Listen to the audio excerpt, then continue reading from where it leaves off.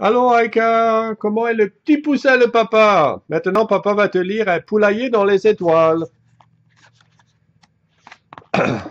Dans la basse-cour, Carmelito et ses copains profitent joyeusement des dernières lueurs du jour. Bientôt, il faudra aller se coucher. On arrête de jouer les enfants. Vite, vite, le renard arrive, s'écrie la maman de Carmelito. J'aperçois déjà son œil qui brille. Aussitôt, Poulette et Poussin se précipitent vers le poulailler. 37, 38, 39, compte Carmela. Vite, vite! Je vois les dents du renard luire dans l'obscurité. 39! Mais il en manque un! Et c'est le mien! Où es-tu, mon poussin? Rentre vite ou tu vas te faire croquer. Même pas peur, Carmelito qui regarde émerveillé le ciel scintiller dans la nuit. Nom d'une plume, s'écrie-t-il soudain, une étoile filante. Depuis qu'il est sorti de son œuf, Carmelito rêve d'approcher les étoiles. Et voilà qu'une de ces merveilles file derrière le petit bois. J'arrive, ma belle, s'exclame-t-il en s'élançant vers les arbres. Son rêve est là, immobile sur le sable. C'est trop de bonheur pour un petit cœur de poulet. Pauvre étoile, elle semble épuisée par le voyage, se dit le poussin en la ramassant délicatement. Il s'écrie alors étonné. Bizarre, c'est tout mou et ça sent le poisson. J'ai trouvé une étoile, c'est le plus beau jour de ma vie. Puis il court annoncer l'incroyable nouvelle à son vieil ami Pedro le Cormoran. Ha ha ha! Ça! Une étoile filante tombée du ciel? S'esclave Pedro. Mon pauvre Carmelito, ce n'est qu'une étoile de mer et pas très fraîche. Perc, perc, perc. Le vieux cormoran, qui fait l'intéressant, poursuit. Apprends, mon poulet, que les étoiles n'existent pas. Je t'explique. La nuit, la Terre est recouverte d'une gigantesque passoire toute noire, et les étoiles, c'est la lumière qui passe par les petits trous de la passoire. Hi, hi, hi. Carmelito fond en larmes. Bellino, le petit bélier, s'approche de lui. Ne pleure plus, Carmelito. Tiens, j'ai ramassé ton étoile. Je vais te dire un secret. Moi, j'ai un ami, le signore Galileo. Comme toi, il passe les nuits à observer les étoiles. Bien, je vais te conduire auprès de lui. Ils arrivent près de la maison de l'astronome.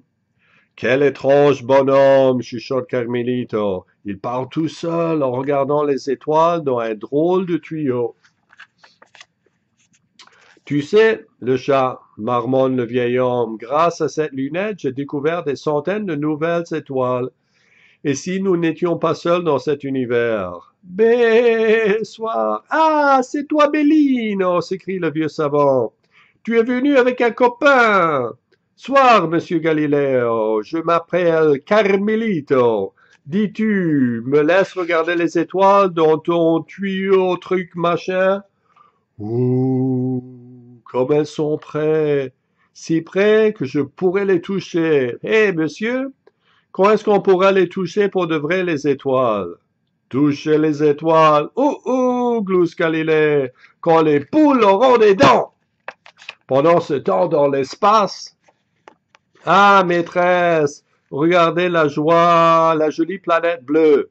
Doucement les enfants, doucement. Voyons si elle est indiquée dans mon guide. Mais oui, elle s'appelle la Terre. Oh, qu'elle est jolie. Maîtresse, j'ai envie, c'est pressé, supplie une petite voix. Ça ne peut pas attendre, Saturnin? Eh bien, nous en profiterons pour rapporter plein de choses. Allez les enfants, regagnez vos places. Attachez vos ceintures et chaussez vos lunettes de protection. Plus vite, chauffeur, plus vite, chauffeur. Après une nuit de travail, Galilée est allé se coucher. Les deux amis se sont endormis à leur tour. Soudain, Carmelito est tiré de son sommeil par un terrible grondement. Un dragon vomissant toutes les flammes de l'enfer surgit dans le paisible jardin. Bellino, Bellino, réveille-toi! Super chouette, une vieille baraque à explorer. Je ne rêve pas, s'écrie Carmelito. Ce sont des poules vertes. Et en plus, elles ont des dents. Oh. Ah, je l'ai vu le premier. Lâche ça. Pouah, c'est vieux et c'est moche. Souriez les potes, vous êtes filmés. Doucement les enfants, doucement. La première frayeur passée, Carmelito ne peut résister à l'envie d'aller visiter cet étrange poulailler tombé du ciel. Allez, viens Bellino, s'enhardit le poussin. Et si on retournait plutôt chez nous, répond prudemment le petit bélier. Un peu à contre-cœur, Bellino finit par rejoindre son ami. Y a quelqu'un demande timidement Carmelito.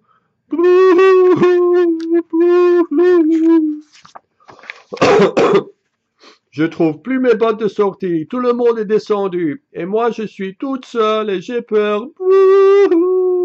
Bonjour, lance timidement le poulet rose. T'as besoin d'aide? En apercevant le poussin, le bélier, la petite poule verte, rassurée, cesse immédiatement de pleurer. Je m'appelle Céleste, dit-elle en reniflant, et je suis dans la classe de Madame Cazard. Moi, c'est Carmelito, et lui, c'est Bellino. Pas mal ton poulailler, s'extasie Carmelito. Comment ça marche ce truc? Demande Bellino. Ben, avec un moteur, en étoile, tiens. Un moteur? Et qu'est-ce que c'est un moteur? Vous êtes marrant, vous. Je vous fais visiter. On est en classe verte, leur explique la poulette. Avec la maîtresse, on s'arrête un peu partout et on visite les étoiles. Tu viens des étoiles, s'écrie Carmelito. Alors j'avais raison, elles existent. Évidemment, dit Céleste. Regardez toutes les belles choses qu'on a trouvées. On va les étudier à l'école. Qu'est-ce que c'est l'école? Demande Carmelito. Vous n'allez jamais à l'école? S'étonne la poulette. Ben non. Oh là là, les gars, on va tout reprendre depuis le début. Céleste explique patiemment. Notre galaxie comprend des milliards d'étoiles. C'est combien des milliards? Demandent les deux amis. Ben, c'est très beaucoup, répond la petite poule embarrassée. Une question brûle le bec de Carmelito. Céleste, ne te fâche pas, mais pourquoi vous avez des dents? Céleste répond. Un jour, il y a très longtemps, les fermiers se sont mis à nous nourrir avec de la viande, et nos dents ont poussé. Et que sont devenus les fermiers? Demande Carmelito. Hi hi hi. On les a bouffés et on a pris leur place. Soudain, Céleste s'écrie. Ah, mes bottes! J'ai retrouvé mes bottes. Je vais pouvoir sortir du vaisseau.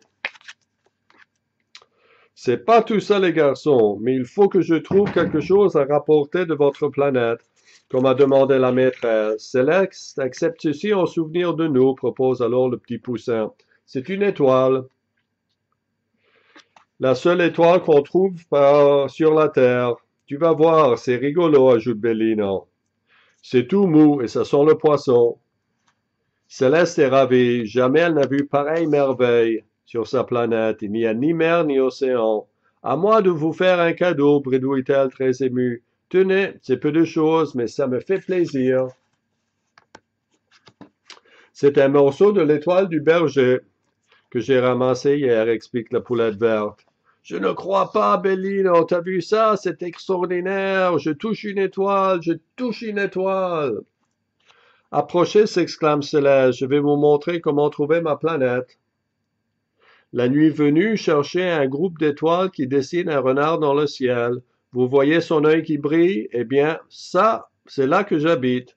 Et voilà que s'agite autour de l'autocar spatial. La halte est terminée et toutes les petites poules s'embarquent. C'est le douloureux moment des adieux. Doucement les enfants, doucement, 37, 38, 39, il m'en manque une. Céleste sur Madame Cazard, on s'en va. Où étais-tu, Céleste? Allez, allez, maîtresse, regardez ce que je rapporte, une étoile de terre. Adieu, adieu, Céleste, jamais on ne t'oubliera. La fusée a disparu et la fumée est dissipée. Il est temps de rentrer, suggère le petit bélier. Déjà, répond Carmelito. Quel dommage. Tu sais comment sont les parents. S'absentent 5 petites minutes, ils en font toute une histoire. Les deux amis ont préféré ne rien raconter de leur extraordinaire rencontre. D'ailleurs, qui les aurait crus?